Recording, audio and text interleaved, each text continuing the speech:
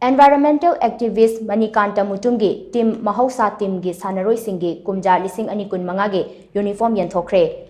Bamon lekai da leiba Binarani jewelry gi proprietor Sanjoy Lamba Mayum amadi Tanya Fijol gi proprietor Babychal Wairokpamna sponsor tawduna dress Yenthokpagi thauram aduda lamdam asigi saknairaba actor Sadananda Hamomna hai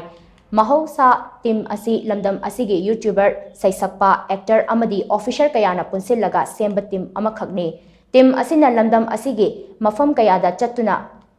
upal thasi upal hinghansi haiba wakalonda u chara thaba amadi Yenthokpagi thauram pangthorakle Makha tana Kumja lising ani kun manga dasu sana khotnabaga loinana u chara Yenthokpa amadi thabagi thauram pangthoknaba sem saba pumnamak loire Masida lamdam asigi miyamna pukning thogat biduna afaba environment ama oinaba hotnabada mateng pangbiu haina mahakna phongdokhe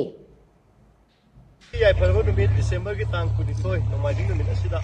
ai akang ujage Mahousa team malemi mabu kannaba changjaliba khongjang singda ai ginau Manikanta Mutum na semjaba team ni tasengmadi leiriba khogi lamdam asigi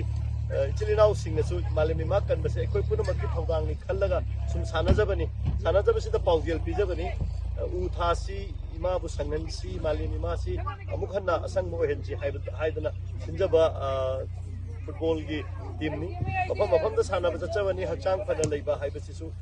maru oina khanjaraga hakchang phana leibada oxygen changi haibasi thamjaraga kasi sponsor tawbiriba Binarani jewelries bamo lekai amadi Tanya Fijol Anina sponsor tawbiba anova Mahousa team gi jersey launch tawjabagaloina na matam punamakta mayam punamakna imalebak kadba amadi imalebak malem asibu sanganbada sarugami